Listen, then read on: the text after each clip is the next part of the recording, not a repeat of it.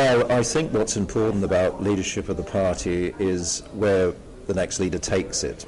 I think we have to look ahead these 4 years. The strategy has to be right. That's what this is all about. I mean, personalities are important, yes, but really this is about strategy. Who has the best vision for the party? I mean, what I believe in is a vision where we can achieve 20 MPs, 30 elected peers, and be the largest UK party in the European Parliament. I believe we can achieve that, but we have to be more professional, we have to be more focused, and we have to work harder to achieve that objective. But I believe that is achievable, and I'm already working on a lobbying campaign to try and get AV+, that could get us these 20 MPs, that's Alternative Vote Plus. I'm already working on some various other things like Positive Vision that will get this message across. But we have enormous potential, but we've got to be more professional to realise that vision.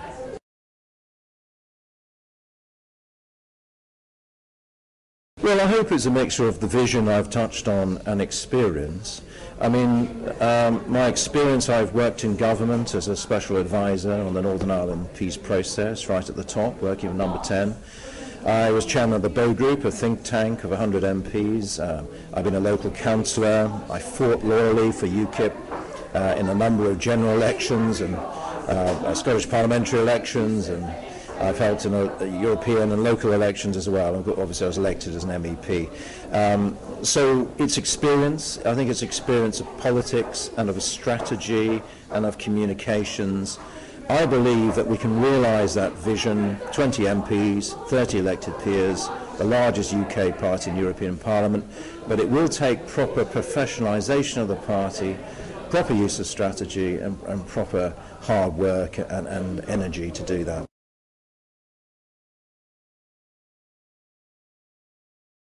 Oh, it's inevitable. I enjoy the media.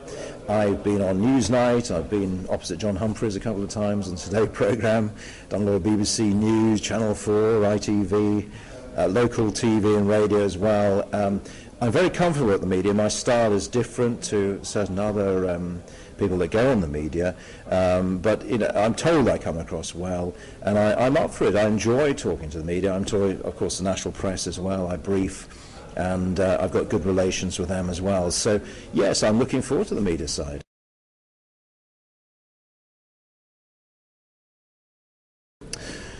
I think there will be wider interest. Clearly, it's the members who vote, and they're the key people that must decide what they want. I mean, in my view, as I say, it's not about personalities, it's about who has the best strategy, who has the best vision. I mean, I want to keep Nigel as the face of the party, Nigel Farage as the face of the party, but I think I'm better at professionalising and managing and driving the strategy of the party, and I think we could work very well as a team, and that's what I think members actually want now.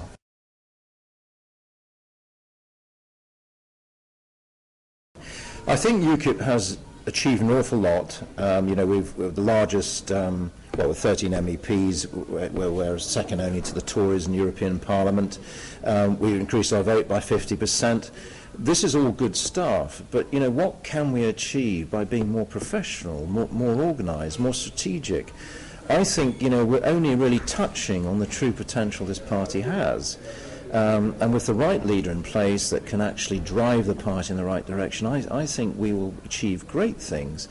But we won't do this by just sitting on our hands and looking backwards. I think we have to look forward and have to take it to a higher plane. It's not about criticising the past, it's about seizing the opportunities of the future.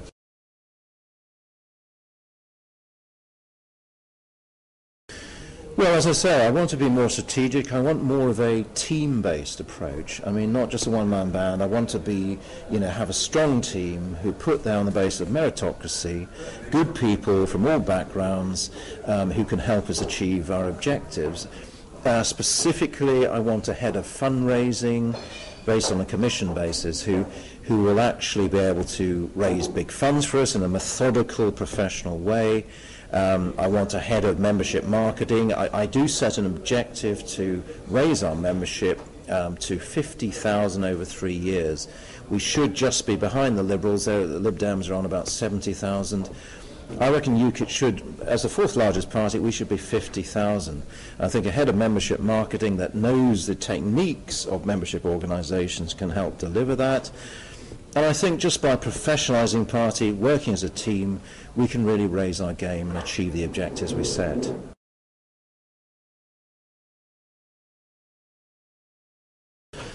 Unfortunately, I do think UKIP is portrayed negatively often. We're accused of being slightly sort of loony. We're accused of being slightly racist. We're neither of those things. We're definitely not racist. We're nowhere we're anything near like the BNP. And I want to make that absolutely clear. I mean, I want a party chairman in Abhijit Pandya who's there on merit. He's LSE fellow, beg your pardon, LSE fellow, lecturing in international trade. I want him as the party chairman of UKIP because he'd be brilliant in terms of arguing our case on free trade agreements and the Commonwealth and the opportunities in the Commonwealth. And I think it would send out a message that we are a very broadly based party. I think in terms of the media, we just have to get across our messages more effectively, and we need to knock down this more left-wing bias against us, which says, we're extreme. We are not extreme. Remember that we represent the majority of the British people. Even the BBC polls last year put us at 55% of the British people want to leave the European Union. We represent the majority, and we're a common-sense party with common-sense solutions.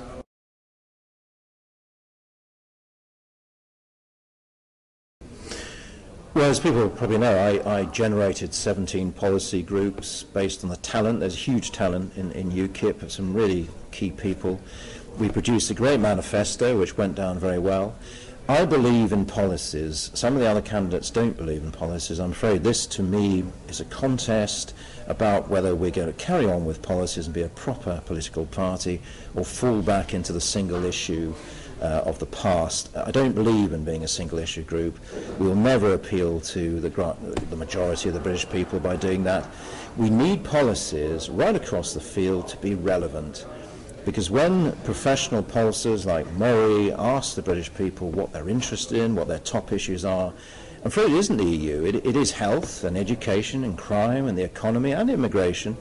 But of course, we all know the EU has a huge impact in all of those areas. So when we're talking those policies, we're talking EU.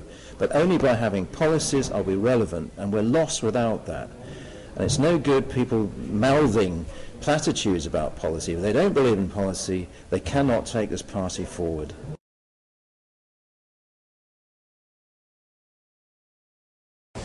Well, there's a huge amount of loyalty and devotion, hard work from our branches.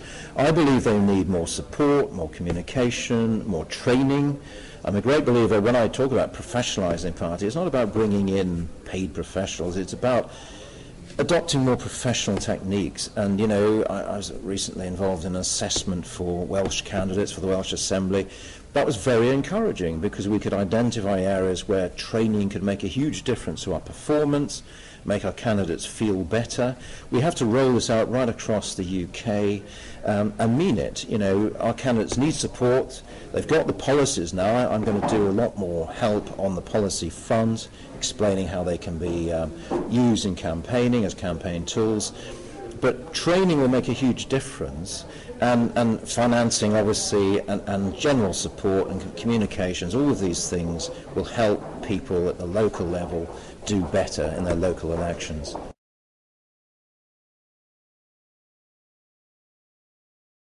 Oh, very central. I think the young people, I was very inspired, I always have been, by young independents.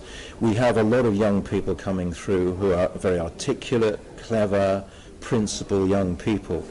And I take huge heart from that. It's very, very important. I'm really honoured that so many have joined because we have policies other than to do with the EU.